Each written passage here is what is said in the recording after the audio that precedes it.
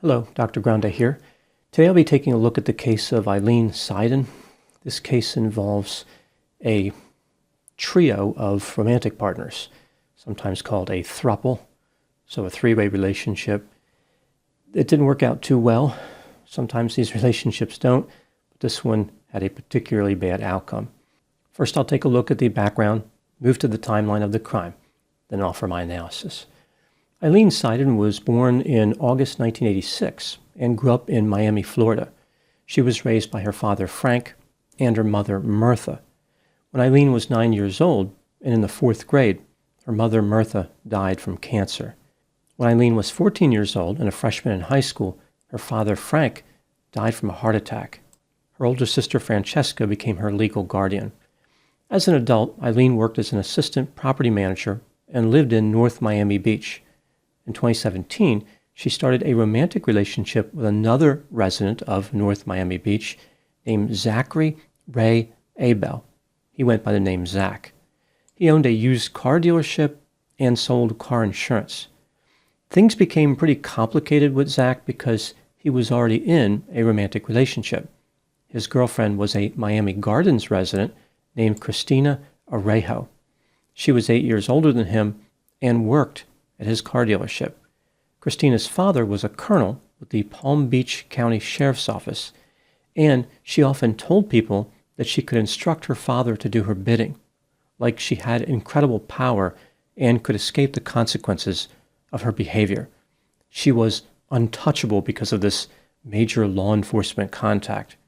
In reality, Christina did not appear to have any power over her father.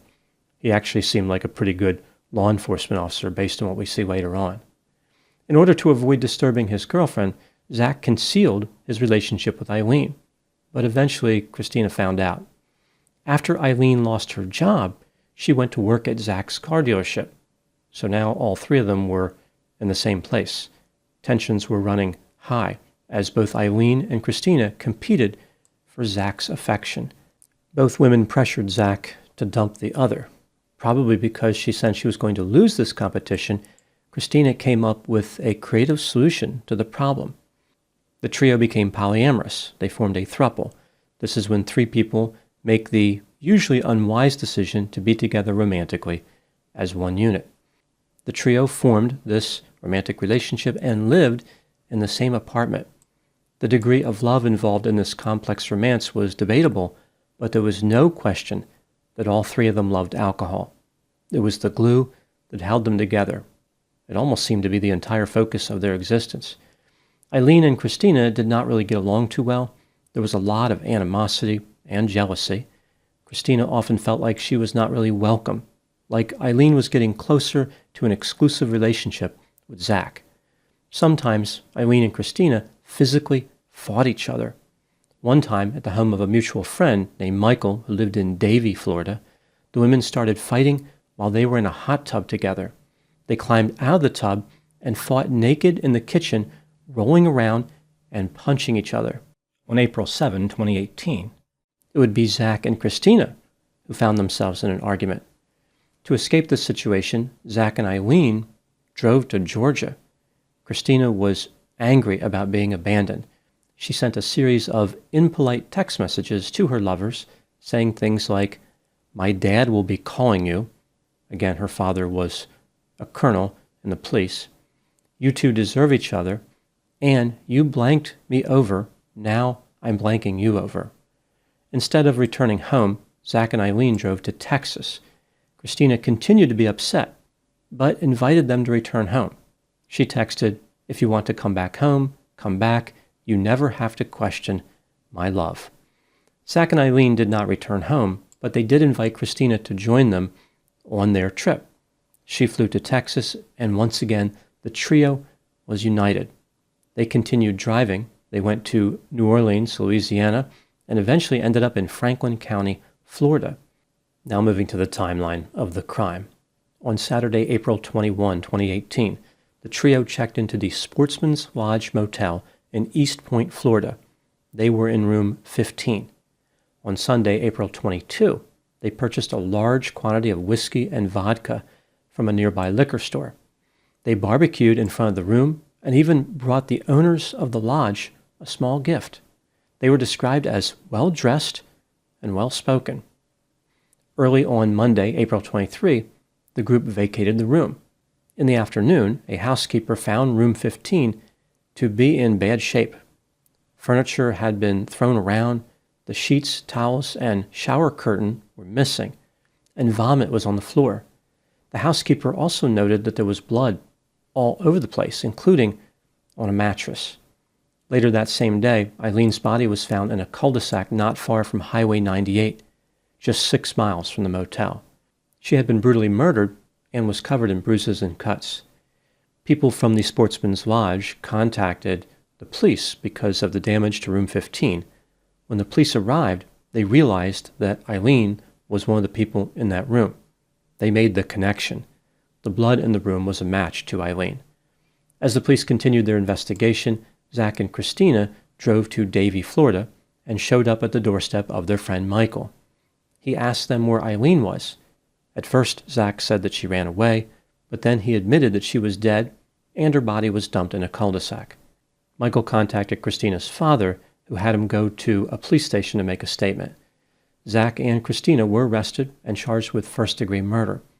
Christina cut a deal with the state and gave her version of the story. Here is what she said happened on Sunday, April 22, 2018, when the trio was in room 15 at the Sportsman's Lodge. After a heavy day of drinking, Aileen turned to Christina and said the words, "Guess what?" For some reason, which remains a mystery, this triggered Zach. Aileen never had a chance to finish her statement before Zach brutally struck her in the face and screamed at her, "You always start problems." As Zach continued his attack, Christina demanded to know what Aileen was about to say. After this, Christina stepped out of the room. When she returned, she found Zach and Aileen in the bathroom. It appeared as though Zach was beating Aileen with the shower curtain rod. Zach took a walking stick and broke it over Eileen's back and used it to conduct an assault of a sexual nature against her. Christina admitted that she handed Zachary a paddle and personally struck Aileen. So Christina was a conspirator in this attack. She was definitely not innocent. After Christina managed to stop Zach, all three lovers fell asleep in the motel room. When Christina woke up, she realized that Aileen was dead. Both Zach and Christina participated in disposing of Eileen's body. In accordance with her plea deal, Christina pleaded guilty to second-degree murder in May 2023. No specific sentence was recommended as part of this deal, and sentencing would not occur until after Zach went to trial. His trial started in January 2024. As expected, Christina testified against him. Zach was found not guilty of first-degree murder, but guilty of second-degree murder, accessory to the fact of second-degree murder, and tampering with physical evidence. His sentence was life in prison without the possibility of parole. In June 2024, Christina received 25 years in prison. With credit for time served, she had 19 and a half years left. Christina is scheduled to be released in 2043 when she will be 63 years old. Now moving to my analysis. Zach Abel maintains his innocence, and he has a number of supporters who argue that Christina was the killer. It was not a good idea for Zach to help dispose of Eileen's body, but he had nothing to do with the actual homicide. Christina is the only one who had a motive. The state, of course, disagrees. They argue that Christina showed remorse and took responsibility for her part in the murder. Her testimony must therefore somehow be considered credible and should be relied upon to send a man to prison for life. This brings me to the question, was Zach Abel guilty of murder? Let's take a look at the evidence both for and against the idea that he was guilty, starting with the inculpatory factors. Zach had a history of being violent when he was intoxicated, and he was intoxicated on the night of the murder. 3 people went into the motel room, and only 2 came out alive the next morning. Zach and/or Christina must have been responsible for killing Aileen. Christina said that both of them physically struck Aileen, although Zach initiated the attack. Zach's palm print was found on the shower curtain rod that Christina said was used in the attack. The effort to dispose of Eileen's body involved both Zach and Christina. why would Zach help if he did not participate in the murder? Christina did not have to take a plea deal. It wasn't like a conviction was guaranteed either way. She could have made an argument for her innocence. A person can't automatically be convicted just because they were in a room where a murder occurred. It's possible that only one of them committed the murder. Christina could have said that Zach alone killed Aileen, and she only helped him destroy evidence out of fear. If he was capable of killing Aileen, certainly he was capable of killing her. Instead, Christina accepted responsibility and even admitted to being an active participant in the homicide. Some people believe that Christina's display of remorse at Zach's trial was genuine. Moving to the exculpatory factors, Christina and Aileen had a long history of animosity and of physically assaulting each other. On one occasion, Christina sent Aileen a text message that read, "You come near me, blank, and I'll kill you." The blank rhymes with the word row. Zach wanted to dump Christina, but she worked for his car dealership. Even so, it's clear that Zach was moving in the direction of being with Aileen exclusively. Christina was on the way out. She proposed this idea of being a throuple because she knew the alternative was complete rejection. Zach may have found Aileen more attractive because she was not as heavy and she was younger. Christina could not compete with Aileen. A fight between Zach and Christina is what started the road trip in the first place. After threatening Zach and Aileen, Christina coerced them to get an invitation to the road trip. It was Christina who had the motive to kill Aileen, not Zach. He gained nothing from Aileen's death. He wanted to be with her. At his sentencing, Zach said that he proposed to Aileen with a ring pop and wanted to be with her exclusively. A ring pop proposal is undoubtedly consistent with the quality possessed by any future marriage involving Zach. Out of the two suspects, only Christina admitted to physically assaulting Aileen. After the murder, Christina was captured on video surveillance driving the car. Zach was in the passenger seat. When considering Christina's profound hatred of Aileen and the jealousy involved in this three-way relationship, perhaps Christina confessed in order to implicate Zach, like she committed the murder alone and wanted to drag Zach down with her as well. When considering the evidence in this case, do I think that Zach was guilty of murder? Yes, I believe he was guilty beyond a reasonable doubt. His participation in the disposal effort is difficult to overlook. What do I think happened in this case? This is just a theory, my opinion. Zach, Christina, and Aileen were impulsive, irresponsible, immature, insecure, had low self-esteem, and consumed excessive quantities of alcohol. When Zach became romantically involved with Aileen, he wanted to dump Christina, but he had concerns due to her enmeshment in his business. He didn't want to lose money. Fearing the inevitable rejection, Christina inserted herself into the road trip. On this trip, she found reasons to argue with Aileen. During one argument, while all three of them were intoxicated, Zach and Christina beat Aileen to death. The intense jealousy expressed as violence because the alcohol lowered their inhibitions. These three people had formed an untenable, impractical, and dangerous relationship. The romance was formed not out of love, rather out of desperation.